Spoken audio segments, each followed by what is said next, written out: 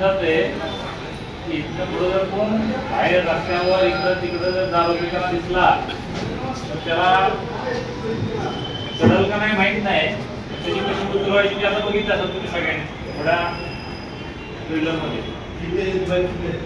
आणि ज्याला हे समजणार नाही त्याला सगळ्यांना सूचना आहे,